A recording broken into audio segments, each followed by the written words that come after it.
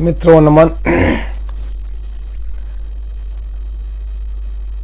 आज ध्यान के माहौल में, ध्यान के परिवेश में, प्रातः काल की बेला में, ब्रह्म मुहूर्त की बेला में और ध्यान की भूमिका में आप सभी का स्वागत है। आज हम चर्चा करेंगे कि ध्यान की अंतर यात्रा किसके साथ की जाए।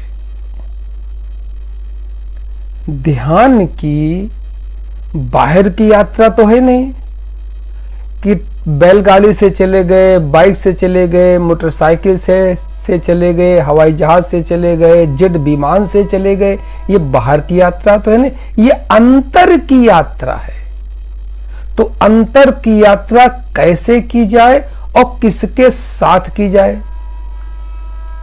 बाहर की यात्रा में जो चीजें सहयोगी हैं वो क्या है? आपका पद, आपकी प्रतिष्ठा, आपका मान, आपका सम्मान, आपका धन, आपका यश, आपकी संपत्ति, आपकी व्यवस्था। जितना नाम होगा आपका, जितनी आपके पास धन संपत्ति होगी, उतनी बाहर की यात्रा आपको सहज हो जाएगी। और जितना धन संपत्ति, आर्थिक मामले में धन संपत्ति कम होगी, उतनी बाहर की यात्रा कष्टपूर्ण होगी। कभी स्टेशन में देखा होगा, ट्रेन में देखा होगा, हवाई जहाज, ट्रेन में देखा होगा, जनरल व्यक्ति कितनी कष्टपूर्ण यात्रा करता है। यात्रा तो करता है मगर देरी से पहुंचता है और कष्टपूर्ण पहुंचता है। वहीं पैसे वाला व्यक्ति सहजता से, आराम से और जल्दी पहुंच जाता है। तो ये हुई बाहर की यात्रा। मगर आप बाहर की यात्रा पर नहीं निकल रहे हैं। ध्यान का मतलब हुआ अंतर की यात्रा। वहां बाहरी ये कुछ भी उपकरण या संसाधन काम में नहीं आएंगे। तो कौन सी ऐसी चीज है जो आपके काम में आएगी? पहले बात तो जब ध्यान के लिए आप बैठे, उस समय अपना किसी भी प्रकार का अहंकार हो, भले ही आपका नाम का ही अहंकार क्यों न हो, अगर आपको लोग किसी एक व्यक्ति विशेष नाम से परिचित करते हैं तो प्रयास करिए कि उस नाम को भी भुलाने का प्रयास करिए। जब थोड़ी देर आप कुछ समय ध्यान के लिए बैठिए, नाम भूलने का प्रयास, जब नाम भूल जाएंगे तो उसी नाम का तो यश है, उसी नाम को तो लोग जानते हैं, उसको भी धीरे धीरे भुलाइए। जो आपकी संपत्ति है, जो आपके संसाधन है, सांसारिक जीवन यापन करने के जो संसाधन है, उनको धीरे धीरे भूलिए। भूलने का मतलब ये नहीं कि भूल जाइए, उपयोग न करिए। जब ध्यान से उठ जाइए तो सारा का सारा संसार जिस तरह है उसी तरह उपयोग करिए। मगर जब ध्यान के लिए बैठिए, अंतर यात्रा के लिए बैठिए, उसके लिए यह पात्रता है कि आपको अपना ही नाम भूलना पड़ेगा। अगर यश प्रतिष्ठा है, या अगर गरीबी है, या अगर गरीब है तो गरीबी भी भूलनी पड़ेगी कि आप गरीब है, और अमीर है तो अमीरी भी भूलनी पड़ेगी। बहुत बड़ा नाम है तो नाम भी भूलना पड़ेगा। छोटा नाम है, कोई नहीं जानता है, उसको भी भूलना पड़ेगी कि आप ये भी नहीं है।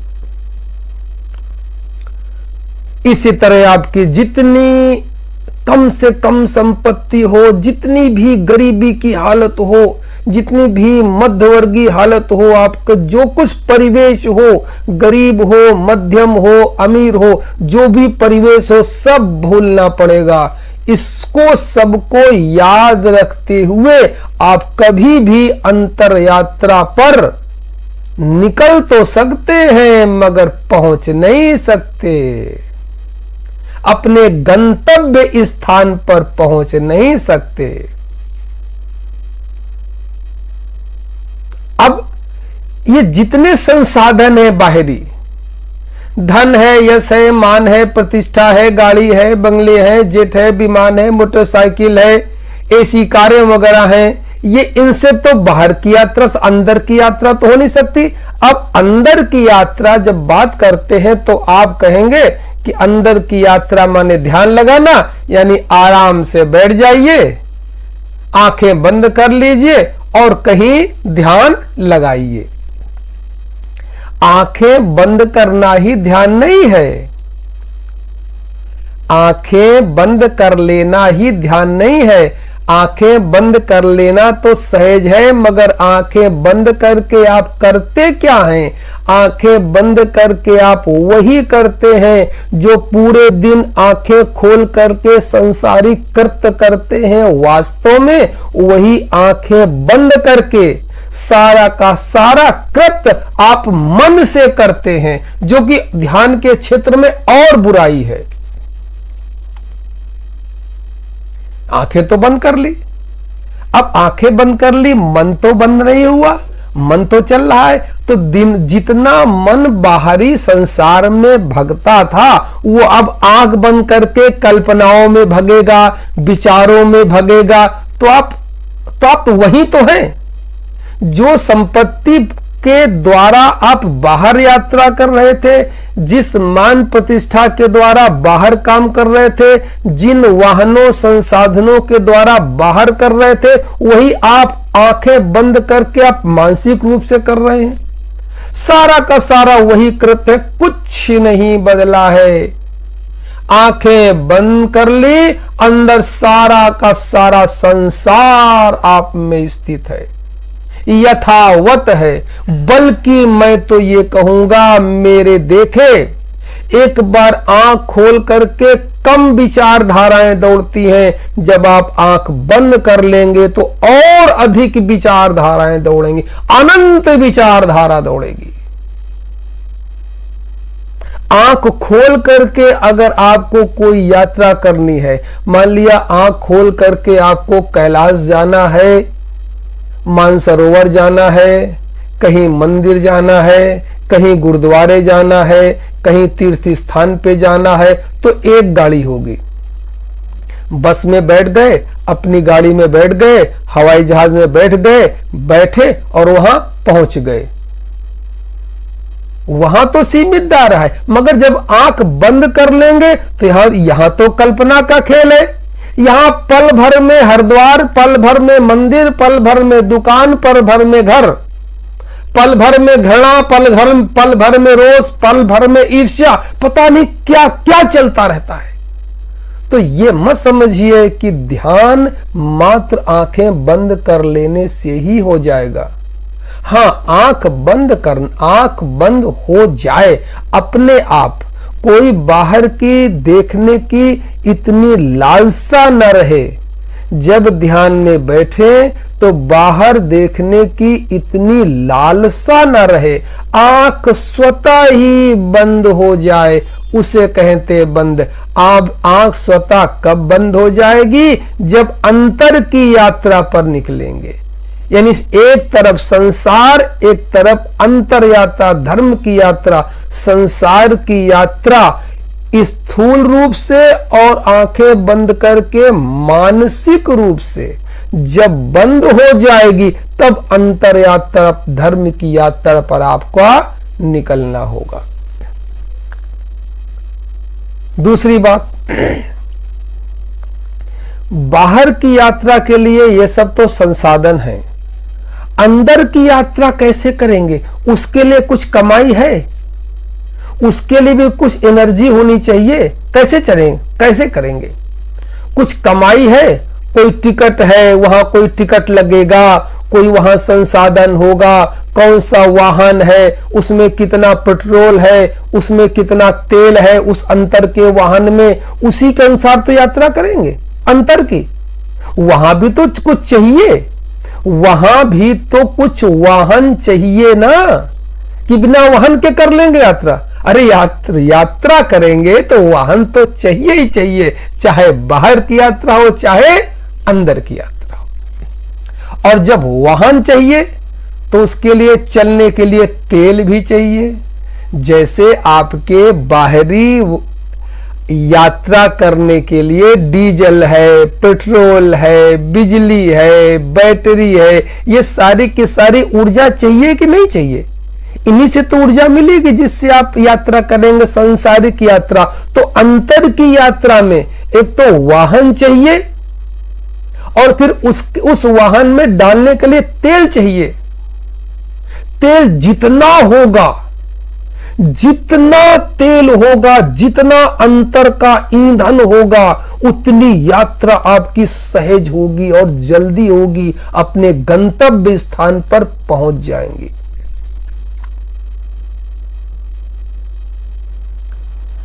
जितना तेल होगा, अंतर की यात्रा में जितना तेल होगा, जितनी ऊर्जा होगी, वाहन अंतर यात्रा का वाहन आपका बिल्कुल चकाचक होगा। बिल्कुल एकदम चकाचक, कहते ना उसको सर्विसिंग करा लो, कहते ना सर्विसिंग, अपने वाहन की सर्विसिंग करा लो तो लंबी यात्रा करोगे। इसी तरह अंतर के जो अंतर यात्रा का वाहन है, अंतर यात्रा में ले जाने का वाहन है, उसकी सर्विसिंग करा लीजिए, अच्छी तरह खूब जम करके ईंधन डाल लीजिए।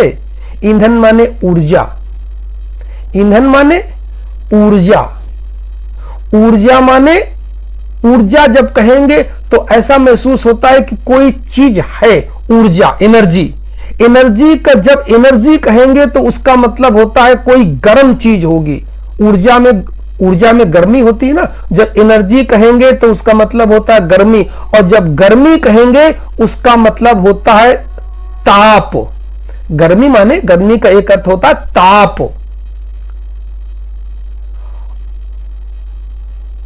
ताप से ही आपने देखा होगा घरेलू प्राचीन समय में शब्द बना तवा, जिस पे रोटी बनती है ना।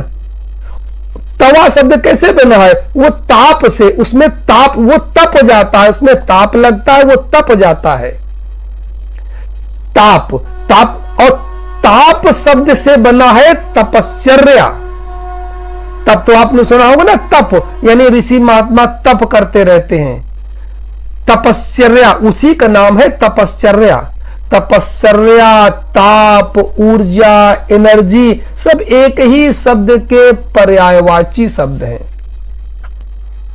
तो अंतर की यात्रा पर निकलने के लिए वाहन चकाचक होना चाहिए, वाहन बैलेंस होना चाहिए। ये मैंने आपको कई बार पिछली वीडियो में बताया है कि जब हमारी इड़ा नाड़ी चलती है तो भीतर गर्मी रहती है, और पिंगला नाड़ी चलती है, यानी इस नथुने से श्वास चलेगी तो शरीर ठंडा रहेगा, यानी ये वाली चलेगी इड़ा नाड़ी तो शरीर में गर्मी बेचैनी रहेगी, ये वाली चलेगी तो शरीर में ठंडक रहेगी। मगर जब सुषुम्ना चलेगी, सुषुम्ना माने ऐसे समय ध्यान बैठे जब ये दोनों नासिकाओं से श्वास बिल्कुल समान आ रही हो, जा रही हो, तो न ठंडी होगी न गर्मी होगी, भीतर एसी होगी। न ठंडा न गर्म, ये चलेगा तो गर्मी होगी, शरीर में बेचैनी रहेगी। कभी देखिए जब आपको बुखार आता है ना तो ये बंद हो जाता है, केवल दाहिना ही चलता रहता है।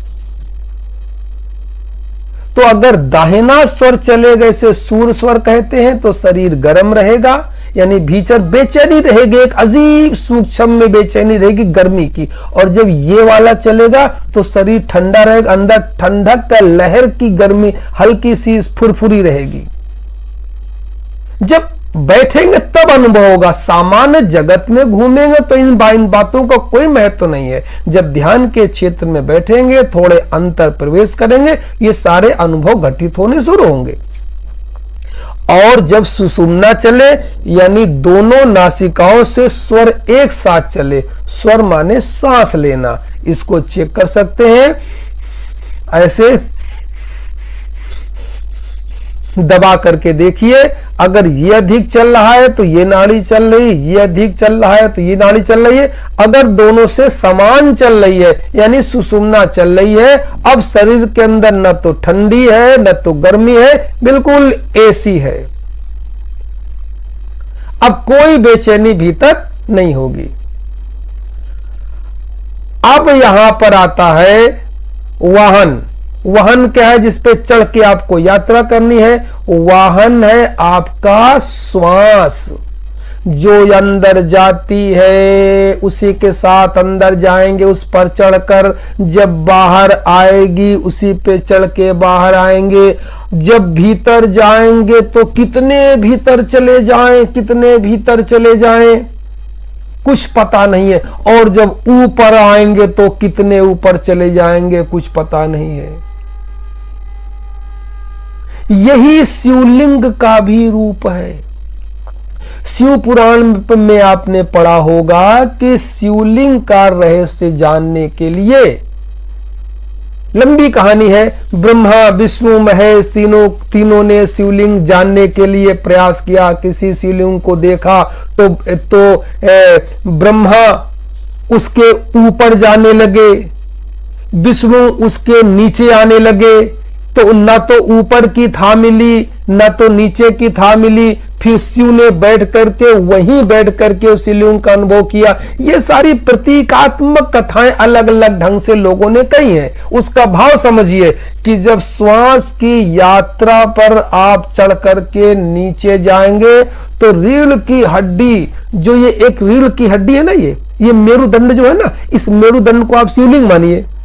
तो इसके नीचे श्वास कहां तक चली जाएगी, कितने गर्त तक चली जाएगी कुछ पता नहीं है। इसी तरह जब ऊपर आप श्वास लेंगे तो यहां से ऊपर आती हुई श्वास ब्रह्मांड में कहां जाकर के विलीन होगी कुछ पता नहीं, कोई और छोर नहीं, अनंत यात्रा है। यही पुराणों में समझाने का प्रयास किया अलग अलग ढंग से। डिटेल में पढ़ना है तो मेरे YouTube चैनल में एक अध्याय है शिवलिंग कर रहे, उसमें विस्तार से समझ सकते हैं। तो मैं बता रहा था कि वाहन होना चाहिए, तो वाहन है आपका श्वास, और वाहन एसी होना चाहिए तो यात्रा बड़ी सहज होगी। एसी का मतलब जब दोनों नासिकाओं से स्वर चल रही होगी। ये किस समय चलती है? ये सूर्योदय से 1-2 घंटे पहले, सूर्योदय के 1 घंटे पहले से दोनों नासिकाओं से श्वास चलनी चालू हो जाती है। यह इसके चालू करने के तरीके भी हैं, यदि पूछना हो तो कमेंट में डालिएगा, उसको भी आपको हम बता देंगे। जब एसी हो, पहली बात तो गाड़ी हो, वाहन हो अंतर का, वो हो गया श्वास। फिर एसी हो यानी सुषुम्ना नाड़ी हो। अब ईंधन चाहिए। जितना ईंधन गाड़ी में पड़ा होगा उतनी ही यात्रा लंबी होगी और सहज होगी। अब ईंधन क्या है? ईंधन कैसे आएगा? देखिए, ईंधन से याद आई हमें एक गांव की जिंदगी।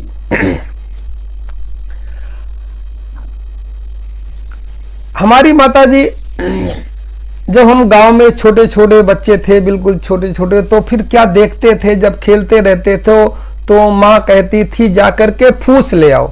फूस माने जब चूल्हा जलाना होता था, उस जमाने में माचिस बहुत कम लोगों के घर में होती थी। माचिस जो आज सर्वसुलभ है, हमारे जमाने में माचिस ग्रामीण क्षेत्रों में बहुत कम लोगों के यहां होती थी। आमतौर पे चूल्हा जलाने के लिए लोग क्या करते थे? जानवर तो पालते ही थे, तो जो जानवर के उपले बनते हैं ना, जानवर के गोबर से जो उपले बनते हैं, ये उपले सभी घरों में पर्याप्त होते थे, इसकी कमी नहीं थी। तो जब खाना बन जाता था तो एक जलता हुआ उपला यानी सुलगा हुआ लाल रंग का उपला चूल्हे में वहीं राख में गाड़ दिया जाता था, यानी अंदर डाल दिया गया, ऊपर से राख डाल दी गई, तो शाम तक वो उपला उसी तरह बना रहता था। सुबह का खाना बन गया, लाल उपला जो है वो उसी में दबा दिया गया राख में। जब शाम को भोजन बनाने का समय आया, जब शाम को रसोई बनाने का समय आया, तो किया गया राख को हटा करके जब देखा गया तो वो जो उपला था गोबर का वो सुलग रहा था थोड़ा थोड़ा, यानी उसमें थोड़ी थोड़ी कुनकुनी अग्नि थी। अब माताजी हमारी कहती थी जाओ बेटा फूस ले आओ। फूस माने ऐसी चीज जो ऐसी घास फूस की चीज, लकड़ियां जो जल्दी आग पकड़ लें। तो फूस लाए, फूस को उपले के वही कुनकुना उपला जो होता उसके ऊपर रखा और रखने के बाद फूकनी, जो लोहे की फूकनी होती है गांव में, फूकनी से उसमें हवा मारी।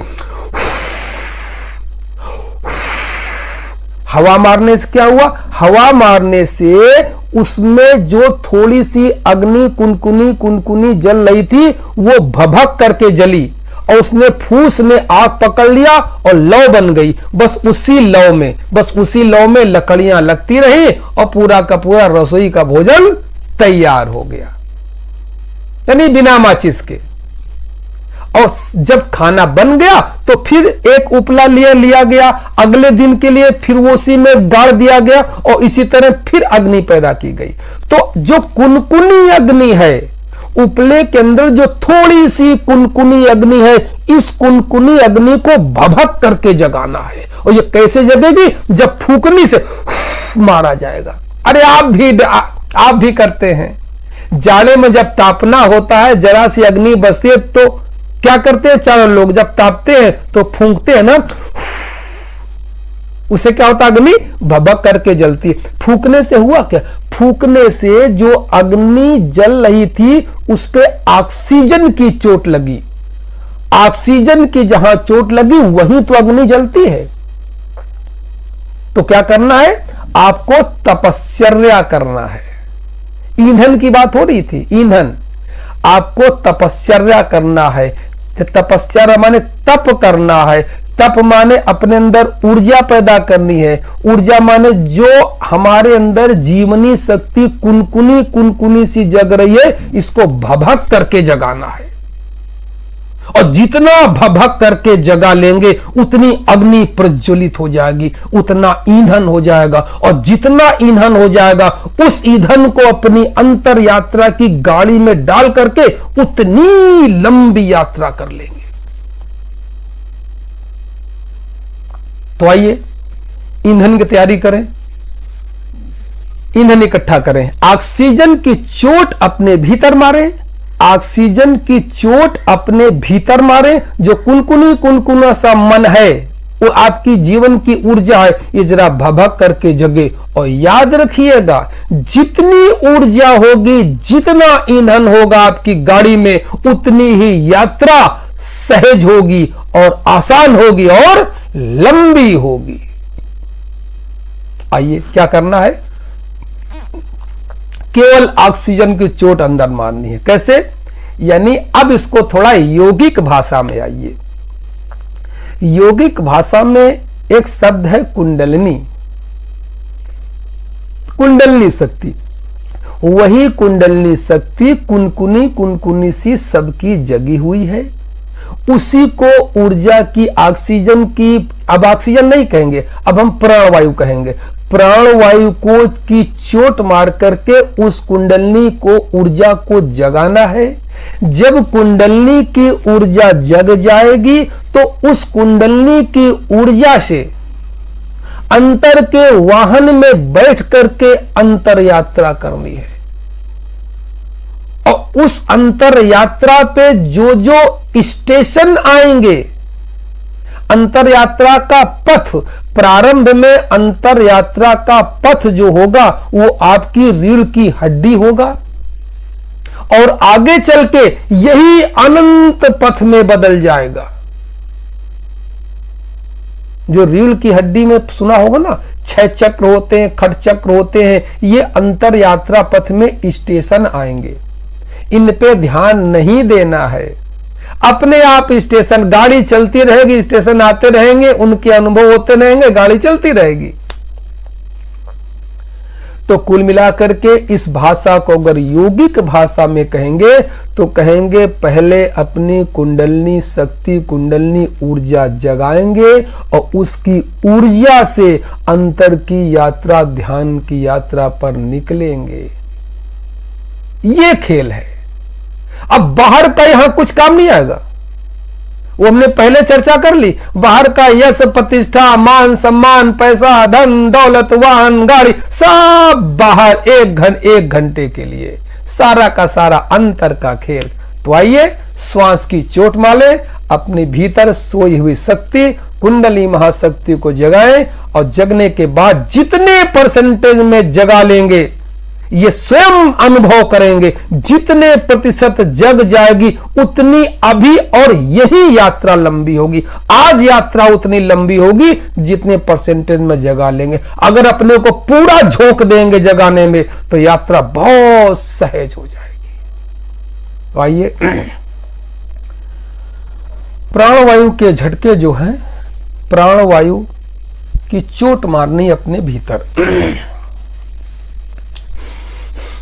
नाक से शरीर को बिल्कुल ढीला कर लें, बिल्कुल लूज कर लें एकदम। कभी देखा है शराबियों को, उनका शरीर लुंज पुंज होता है। कभी शराबियों को देखा है, उनका शरीर बिल्कुल लुंज, कोई अकल नहीं होती, कोई अहंकार नहीं होता, मस्त मौले होते, शरीर में कोई टेंशन होता ही नहीं है, कोई टेंशन नहीं होती शरीर में, शरीर बिल्कुल लूज होता है शराबियों। जहां गिर गए पड़े हैं। तो उनसे कुछ तो सीख लीजिए। मैं ये नहीं कहता हूं कि आप पीजिए, मैं ये कहता हूं कि उनका जो शरीर का एक चलने का ढांचा है, एक उनके शरीर का चलने की जो गति है, एक जो उनका एक लचकपन है, उससे कुछ लीजिए कि शरीर को थोड़ा लूज करिए, ढीला करिए, एकदम लूज। और लूज करने के बाद जब शरीर लूज हो जाए तो बिना किसी अकड़ के, बिना किसी अहंकार के आधाधुंध श्वास लीजिए। प्राणवायु की चोट भीतर कुंडलनी मारे, जितनी चोट मारेंगे उतनी शक्ति आपकी जगेगी। अभी और यही अनुभव करेंगे। चलिए आंखें बंद,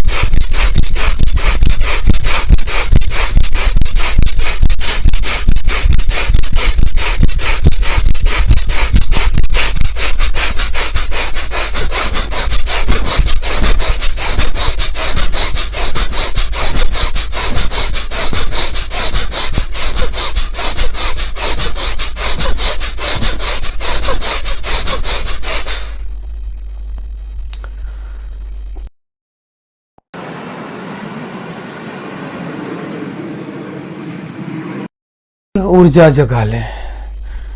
जितनी ऊर्जा जगेगी, जितना तेल भीतर होगा ऊर्जा का, उतनी यात्रा लंबी होगी। अब सहज देखेंगे, आंखें बंद करनी नहीं है, बंद हो जाएंगे। भीतर एक ऊर्जा का अनुभव होगा। अगर ज्यादा ऊर्जा का अनुभव हो रहा हो, अगर बिल्कुल आप नॉर्मल हो, तो यहीं से आंखें बंद करके अंतर यात्रा पर निकल जाएंगे। यदि ऊर्जा भीतर ज्यादा महसूस हो रही हो, बहुत ज्यादा ऊर्जा महसूस हो रही हो, पूरा शरीर, पूर्ण की रीढ़ की हड्डी अगर भभक रही हो, इसको अधिक करेंगे तब होगा। भभक रही हो तो थोड़ा सा कर सकते हैं, ऊर्जा को बैलेंस कर। ये जरूरी नहीं है, करना चाहे तो ऊर्जा को थोड़ा बैलेंस करने, हल्का सा आनंद डोल करके छोटा सा कीर्तन कर ले मात्र, बस। अगर ऊर्जा अधिक महसूस हो तो हरि ओम हरि ओम हरि ओम हरि ओम हरि ओम हरि ओम हरि ओम हरि ओम हरि ओम हरि ओम हरि ओम हरि ओम हरि ओम हरि ओम हरि ओम हरि हरि ओम हरि ओम हरि ओम हरि ओम हरि ओम हरि ओम हरि ओम हरि ओम हरि ओम हरि ओम हरि ओम हरि ओम हरि ओम हरि ओम हरि ओम हरि, लूज नहीं, बिल्कुल ढीला। हरि ओम हरि ओम हरि ओम हरि ओम हरि ओम हरि ओम हरि ओम हरि ओम हरि ओम हरि ओम हरि ओम हरि हरि ओम हरि ओम हरि ओम हरि हरि ओम हरि ओम हरि ओम हरि हरि ओम हरि ओम हरि ओम हरि ओम हरि ओम हरि हरि ओम हरि हरि ओम हरि ओम।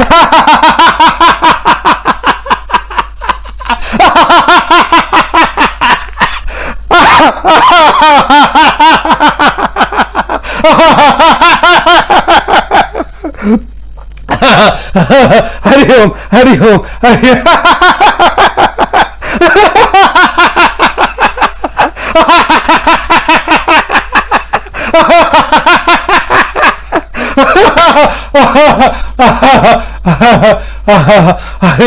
हरि ओम हरि ओम हरि ओम हरि ओम हरि ओम हरि ओम हरि ओम।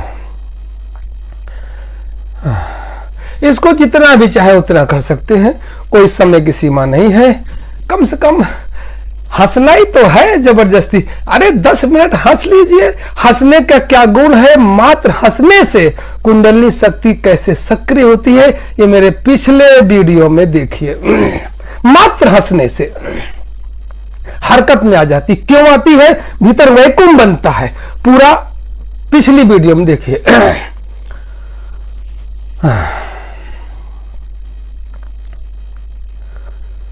अब आराम से सहज हो जाइए। गाड़ी आपके पास है। अंतर यात्रा पर चलने के लिए रास्ता आपको मिल गया है। मेरुदंड, उसके अंदर सुषुम्ना नाड़ी। गाड़ी आपके पास है, आती और जाती श्वास। गाड़ी एसी है, इसका मतलब सुषुम्ना नाड़ी चल रही है। दोनों नासिकाओं से समान श्वास आ रही जा रही। और जो इतने परिश्रम से आपने ये एनर्जी जगाई है मूलाधार के अंदर, कुंडलिनी रूपी जो एनर्जी जगाई है, इसी एनर्जी के साथ श्वास में बैठ के अंतर यात्रा करेंगे। ड्राइवर है और कंडक्टर है। आप तो केवल अनुभव करेंगे। चूंकि ध्यान में जाना है तो हमने पहले कहा नाम मिटाना पड़ेगा। आप है ही नहीं, नाम तो पहले ही अपना भूल चुके हैं। अब केवल ड्राइवर है और आप बिना नाम के हैं, बेनाम हैं। बीच में एक तरफ आगे ड्राइवर है, पीछे कंडक्टर है। ड्राइवर का नाम है शोक, कंडक्टर का नाम है हंग। आप तो है ही नहीं, अपना तो भूलना है। अब आराम से बैठ करके जो मैंने कल आपको बोल करके अभ्यास कराया है उसका मौन रूप से ध्यान कर लेंगे नासिका के अग्रभाग पर। जब श्वास अंदर जाएगी तो ड्राइवर सो के साथ श्वास अंदर ले जाएंगे। जब श्वास बाहर आएगी तो कंडक्टर हंग के साथ श्वास बाहर लाएंगे। यानी सो और हंग। कुछ मिनट, 1-2 मिनट के लिए मैं आपको बोल करके अभ्यास कराता हूं, फिर आपको अपने आप यात्रा करनी है। नीचे जाएंगे तो नीचे अनंत में चलते चले जाएंगे। शुरुआत में तो ऐसा नहीं होगा, मगर जहां तक श्वास जाए वहां तक जाएं, फिर आगे ये अनुभव बढ़ने चालू होंगे। जब नीचे जाएंगे तो बहुत गहरे चले जाएंगे, ऊपर जाएंगे तो अनंत तक चले जाएंगे। ये सब सने सने घटना घटेगी। आपको शुरू क्या करनी है, सो कहते हुए श्वास अंदर ले जाएंगे, हम कहते हुए श्वास ऊपर ले जाएंगे, सो कहते हुए श्वास अंदर ले जाएंगे, हम कहते हुए श्वास ऊपर ले जाएंगे। श्वास जा तो रही नासिका से, कल्पना करेंगे ब्रह्मांड से प्रवेश हो रही है। सो कहते हुए ब्रह्मरंध्र से श्वास अंदर जा रही है। हम कहते हुए श्वास नीचे से ब्रह्मरंध्र में निकल गई। अब मानसिक रूप से सोहंग का जाप मुंह बंद करके करते हुए लगातार अंतर यात्रा करेंगे।